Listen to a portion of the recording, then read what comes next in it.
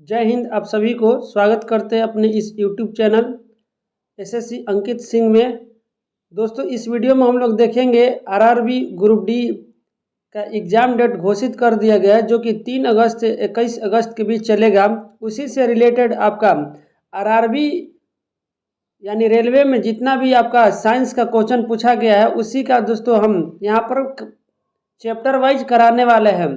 तो अगर आप लोग हमारे इस चैनल पर पहली बार आए हैं तो प्लीज़ चैनल को सब्सक्राइब कर बेल आइकन को भी ऑन कर लीजिएगा, ताकि रेलवे के जितना भी दोस्तों आपका प्रीवियस ईयर है उसके साथ आपका प्रैक्टिस सेट सभी हम इसी चैनल पर कराने वाले हैं। तो दोस्तों, आप वीडियो को लास्ट तक देखिएगा और अपनी तैयारी को पूर्ण कीजिएगा। तो आइए आज देखते हैं दोस्तों, इसमें अध्ययनवार आपका सभी चैप्टर दिया गया है, जिसमें फिजिक्स, केमिस्ट्री, बायोलॉजी। तो हम फिजिक्स का वीडियो दोस्तों डाल रहे हैं, साथ ही अब इसके बाद आपका दोस्तों केमिस्ट्री का भी शुरू करते हैं और नेक्स्ट वीडियो से हम बायोलॉजी भी शुरू करेंगे। यानी साइंस का आपका तीनों पार्ट का साथ में भी वीडियो आएगा, क्योंकि आपका तैयारी होते चलेगा। देखिए, रसायन विज्ञान यानी केमिस्ट्री का ये सभी आपका चैप्टर यहाँ दिया गया है। तो आज इस वीडियो में हम लोग चैप्टर 1 और 2 देखेंगे। तो आइए चलते हैं वीडियो पर।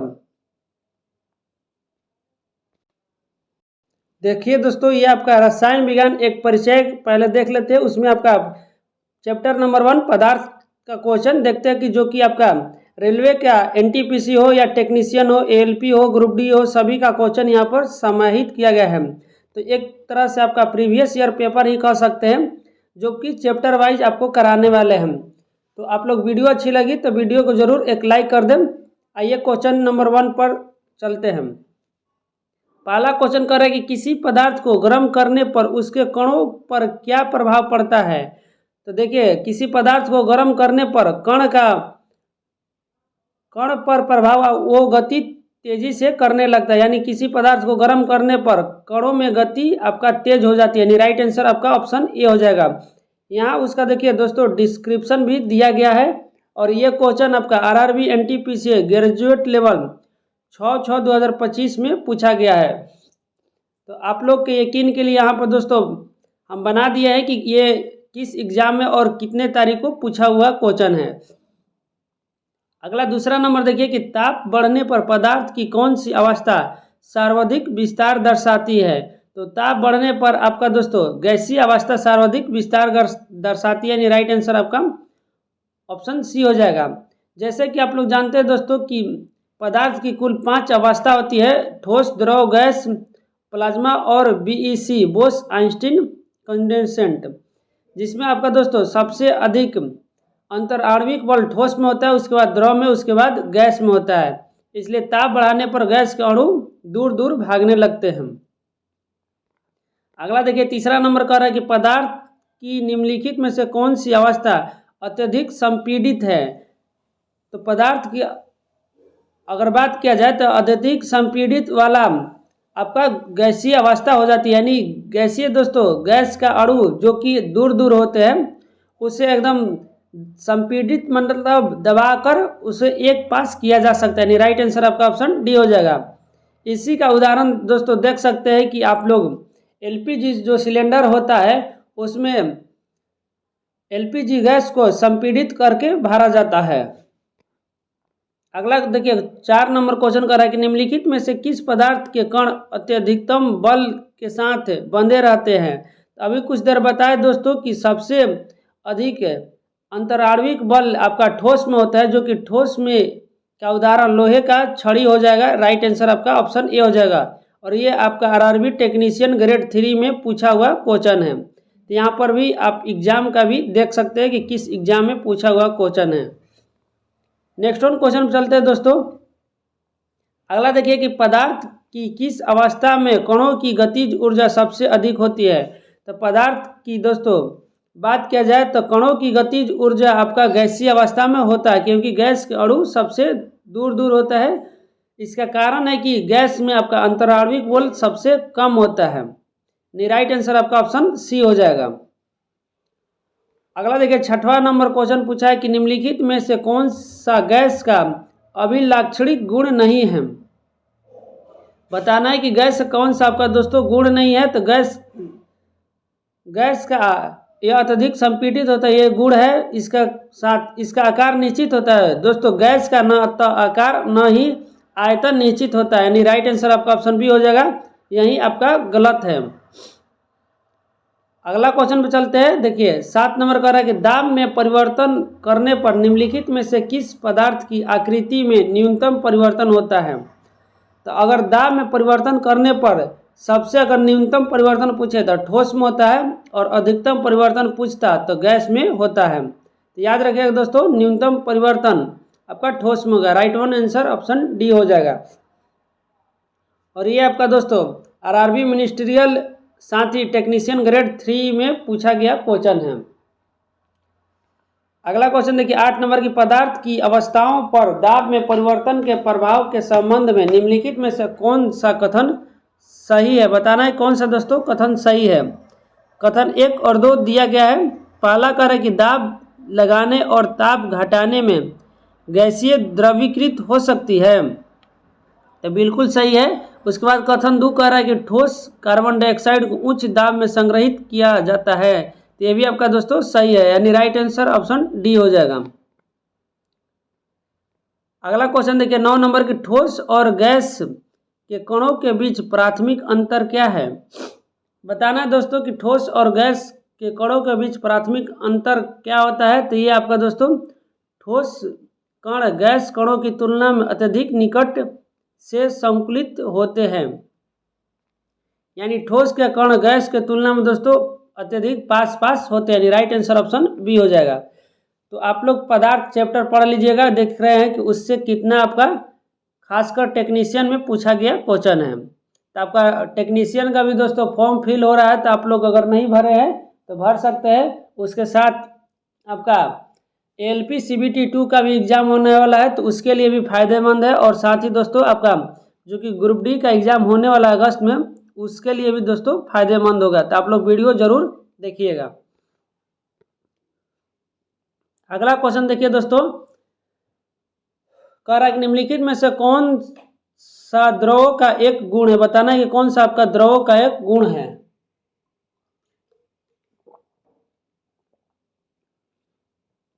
पहला कह रहा है कि द्रव का आकार निश्चित होता है, तो गलत है दोस्तों, क्योंकि द्रव का आकार निश्चित नहीं होता है, बल्कि आयतन सिर्फ निश्चित होता है।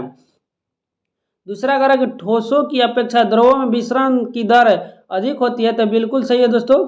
अगर ठोस का अपेक्षा करें तो द्रवों में विसरण की दर अधिक होती है, लेकिन गैस की अगर तुलना करें तो गैस की अपेक्षा कम होती है। तो राइट आंसर आपका ऑप्शन बी हो जाएगा, जो कि ये सही है।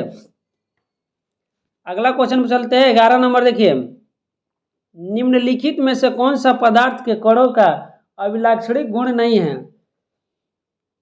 बताना है दोस्तों कि पदार्थ के कणों का कौन सा अभिलाक्षणिक गुण नहीं है। तो इनके बीच रिक्त स्थान होता है, बिल्कुल सही है। ये एक दूसरे को आकर्षित करते हैं, ये आकार में बहुत बड़े होते हैं, ये निरंतर गतिशील होते हैं। तो ये आपका दोस्तों ऑप्शन सी, ये आकार में बहुत बड़े नहीं होते, यानी राइट आंसर ऑप्शन सी हो जाएगा। अगला क्वेश्चन देखिए 12 नंबर चलते हैं, द्रव के कणों के संबंध में निम्नलिखित में से कौन सा कथन सत्य नहीं है। देखिए यहाँ पर सत्य नहीं बताना है, तो क्वेश्चन को आराम से पढ़ के टिक लगाना है, क्योंकि कई बार एग्जाम में अधूरा क्वेश्चन ही पढ़कर हम लोग टिक लगा के आगे बढ़ जाते हैं। तो बताना है कि दोस्तों कि द्रव के कणों के संबंध में निम्नलिखित में से कौन सा सत्य नहीं है।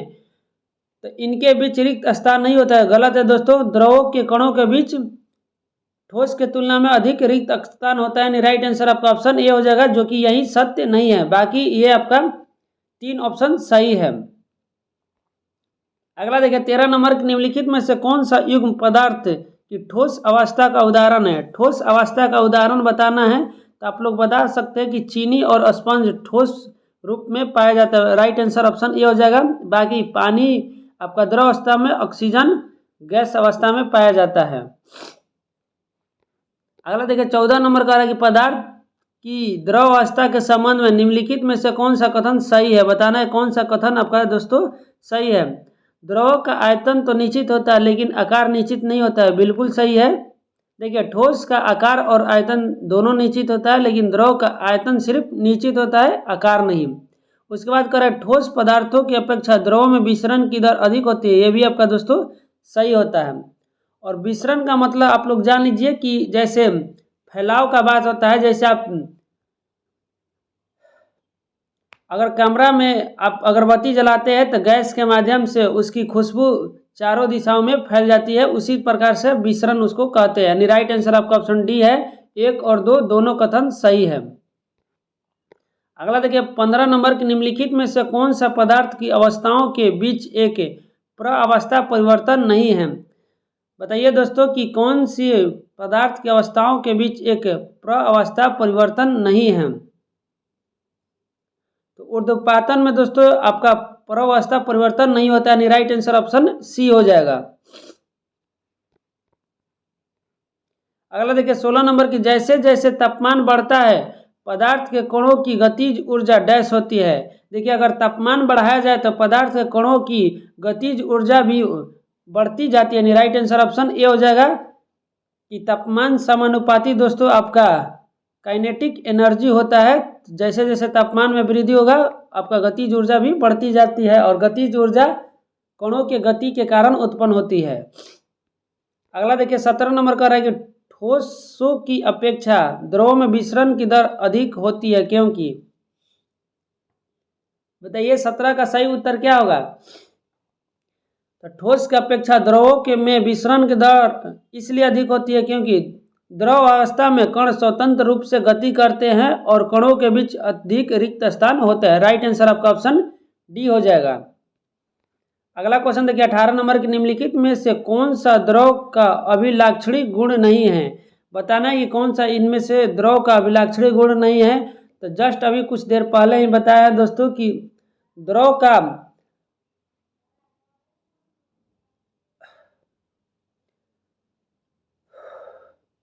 देखिए दोस्तों द्रव का आकार निश्चित नहीं होता है, और यानी राइट आंसर आपका ऑप्शन बी हो जाएगा कि इसका गुण है, यानी द्रव का आयतन तो निश्चित होता है लेकिन आकार निश्चित नहीं होता है। राइट आंसर आपका ऑप्शन बी हो जाएगा। अगला क्वेश्चन चलिए 19 नंबर की द्रव की चौथी अवस्था प्लाज्मा 1 है। बताइए कि अभी बताए थे दोस्तों कि पदार्थ की कुल 5 अवस्था पाई जाती है, ठोस, द्रव, गैस, प्लाज्मा और बीईसी। इसमें प्लाज्मा के बारे में पूछा है कि चौथी अवस्था प्लाज्मा एक प्रकार की क्या है। तो प्लाज्मा एक प्रकार का दोस्तों आयनीकृत गैस जिसमें आयन और इलेक्ट्रॉन लगभग बराबर संख्या में होते हैं, यानी राइट आंसर आपका ऑप्शन सी हो जाएगा। और प्लाज्मा का अगर उदाहरण पूछे तो दोस्तों प्लाज्मा का उदाहरण मुख्य रूप से सूर्य हो जाएगा। अगला देखिए 20 नंबर पदार्थ के कण किसके कारण निरंतर गतिमान रहते हैं। तो पदार्थ के कण आपका गतिज ऊर्जा के कारण गतिमान होते हैं, नाम से ही पता चल रहा है दोस्तों गतिज। तो इसमें गति के कारण आपका दोस्तों गतिज ऊर्जा के कारण गतिमान रहते हैं। अगला क्वेश्चन देखिए ये एलपी में पूछा हुआ क्वेश्चन है। अगला देखिए 21 नंबर भी आपका एएलपी सीबीटी 1 में पूछा हुआ है 25/11/2024 को। निम्नलिखित में से कौन सा कथन गलत है।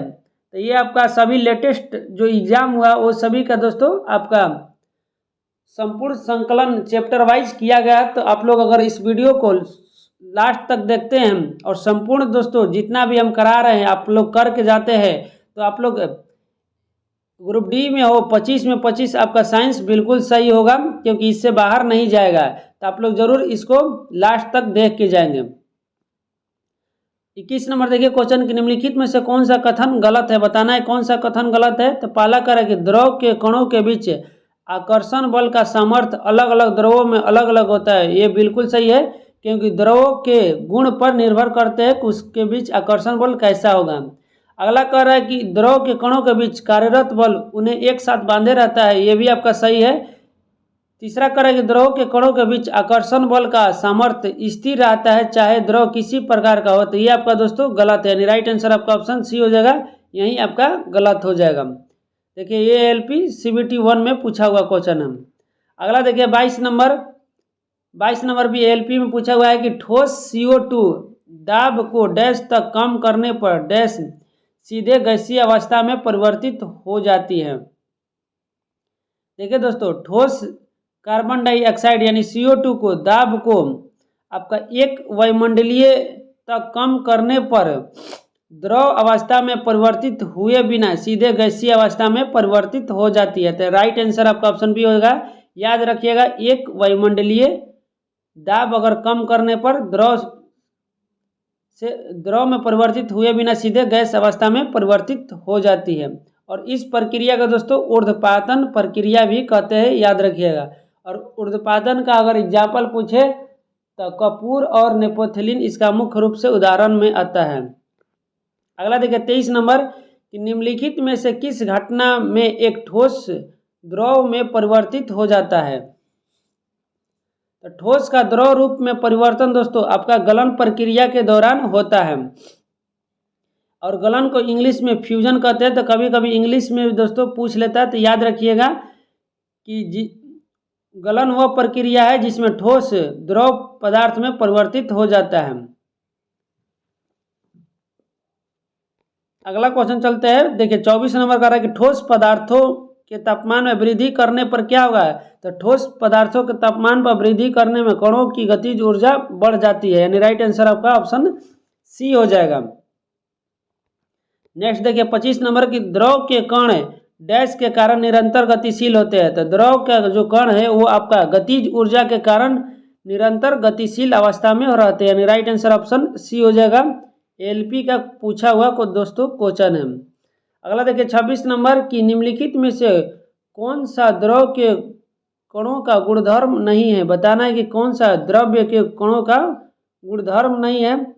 तो द्रव का कण अस्थायी कभी भी नहीं रहते, यानी राइट आंसर आपका ऑप्शन ए है, यही गलत है। बाकी सब आपका दोस्तों सही है कि द्रव के कणों के बीच रिक्त स्थान होते हैं, बिल्कुल सही है। द्रव के कण निरंतर गतिशील भी रहते हैं और द्रव के कण एक दूसरे को आकर्षित भी करते हैं। अगला क्वेश्चन देखिए 27 नंबर का है कि सभी द्रव और गैस डैश होते हैं। तो सभी द्रव और गैस आपका तरल अवस्था के रूप में आते हैं, राइट आंसर आपका ऑप्शन ए हो जाएगा। और इस अवस्था में दोस्तों ठोस नहीं आता है। अगला क्वेश्चन देखिए 28 नंबर की निम्नलिखित में से कौन सा विकल्प द्रवों के गुणधर्म को नहीं दर्शाता है। यहाँ नहीं बताना है कि द्रवों के गुणधर्म को नहीं दर्शाता है। द्रव का निश्चित आकार नहीं होता है, तो बिल्कुल सही है, ये आपका द्रव का कभी निश्चित आकार नहीं होता है, लेकिन आयतन दोस्तों निश्चित होता है। अगला करेगा द्रव में बहाव होता है, इनके कारण आकार बदलता है, ये भी आपका सही है। द्रव का आयतन निश्चित नहीं होता है, ये आपका दोस्तों गलत है। द्रव का आयतन निश्चित होता है, राइट आंसर आपका ऑप्शन सी हो जाएगा। देखिए 29 नंबर का कि निम्नलिखित में से कौन सा कथन पदार्थ के कणों की निरंतर गति के संबंध में सही है। बताना है कि कौन सा पदार्थ के कणों का निरंतर गति के संबंध में सही है। तो ये आपका हम तापमान बढ़ाने पर कणों की गतिज ऊर्जा भी बढ़ जाती है, तो राइट आंसर आपका ऑप्शन डी हो जाएगा। तो दोस्तों देख रहे हैं कि एक ही प्रश्न को किस तरह से घुमा घुमा के अलग अलग एग्जाम में अलग अलग शिफ्ट में पूछा गया है। तो आप लोग कॉन्सेप्ट जरूर क्लियर रखिएगा, एक बार फाउंडेशन कोर्स पढ़ लीजिएगा, उसके बाद दोस्तों किसी तरह से अगर क्वेश्चन घुमाता है तो आप लोग आंसर दे पाएंगे।